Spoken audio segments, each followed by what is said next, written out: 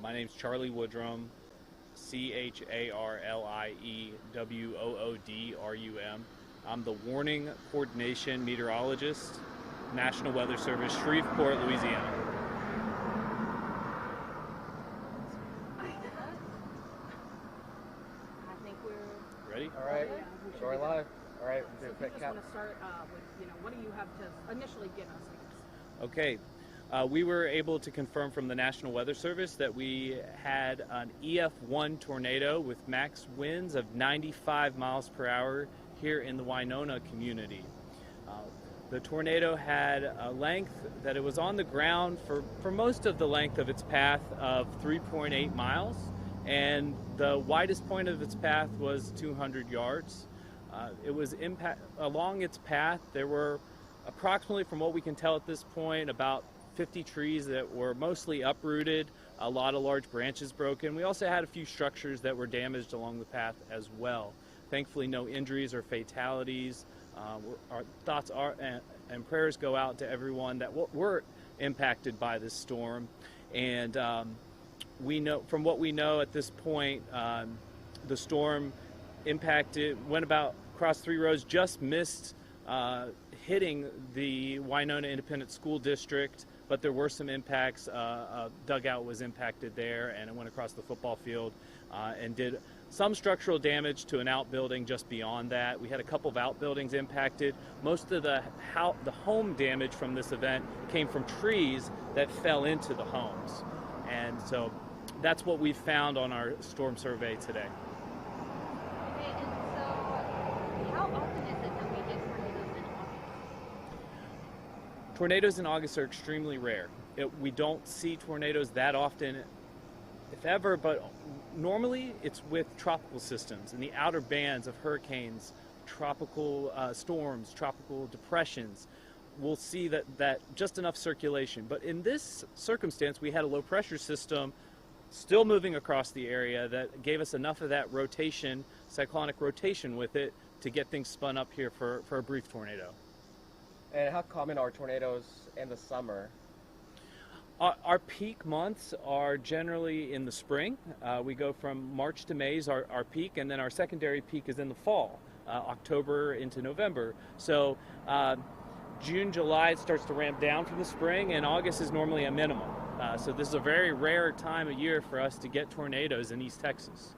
And tornadoes can happen any time of the year, correct? Tornadoes can happen in this part of the country any time of the year. And then you were mentioning our secondary severe weather season is this upcoming fall. What should residents in East Texans keep in mind going into that, secondary severe weather season? Yeah, we're going to start to see stronger cold fronts come into the area starting in October and into November with the primary threat normally of damaging winds, but a lot of times you can get tornadoes with those events too. So it's important to remember to, when you get that tornado warning, to go inside, go to the lowest floor, put as many walls between the outside and you as possible. If you live in a mobile home, remember, a mobile home is not a safe place to be during a tornado. You need to evacuate your mobile home and get to a safer structure. Yes, and where would you say probably most of the damage was here? Most of the damage was, for the most part, right as the tornado was crossing FM 16 along Hussey Circle. That's where there were several trees down and homes that were impacted from trees going into the homes. And then can you just give us a rundown of what that survey looks like from the point you get here? What do you have to do to figure all that information out? Right, so it's like an investigative fact-finding mission. We're looking to find out what time it started. In this case, it started at 10:26 and ended at 10:30. So along that path, we're trying to put together all of these details of what happened. We're talking to survivors. We're looking at photos, looking at video people that got on their phone. We're looking at drone footage. We're looking at the radar with a GPS synced up to it, putting all of that together to say what happened based off observations and from radar and from individuals' reports. And so you said 10:26 to 10:30, so 4 minutes, and it was... That's correct. It was a very brief, short-lived tornado as it moved across the area. And was there any warning to the storm, or did it just kind of spin up? It was a very quick development of the storm. We issued a tornado warning just after it had touched down. our radar has limitations in that we can only see the lowest, but we can't see below 7,000 feet. And so a lot of times the strongest circulation that's detectable by radar is in the lowest 5,000 feet. So we did not have a strong signal on the radar in this case, and that's why it's so important for us to get reports from our skywarn spotters and from our observers. We issued our tornado based off a report that we got from the emergency manager. Yes, and how do you classify the tornadoes as like an EF1 and things like that? Right, so we look at the damage. Specifically, we have different damage indicators. We'll look at trees. Were they snapped? Were they uprooted? Were just branches broken? Were they debarked completely? And then we can match that up to historical studies that show us what the wind speeds are that match up with that damage.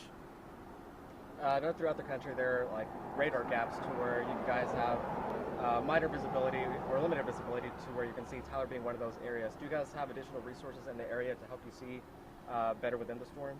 Right, so we have, like I mentioned, the Skywarn Spotter program is a great way for ground observers to tell us what's going on all around the area, to give us a heads up, like, do you see a funnel cloud as it's developing? Call us, and then we can put out a tornado warning if we could see a little bit of rotation. That's what happened in this case. Rotation on the radar wasn't strong enough to what would trigger us to issue a tornado warning, but it was ground reports that triggered us to issue the warning in this case. So it wasn't radar indicated rotation that you guys there was weak rotation on it, but it wasn't strong enough to what would typically trigger us to issue a tornado warning. And you guys triggered it because of spotters who called back? It was based off ground reports that made the difference on getting a warning out here as the tornado pushed northeast of Winona. And I know you already kind of spoke on this a little bit, but any advice you can give to people of East Texas as we continue into this severe weather season and things like that? Yeah, it's important to have a plan. Talk to your family about it. Talk to your kids about it. Make sure they understand that they don't have to be scared because we have a plan. We know what to do. We know that we have a tornado safe place set up in our house. The lowest floor, put as many walls away as you can.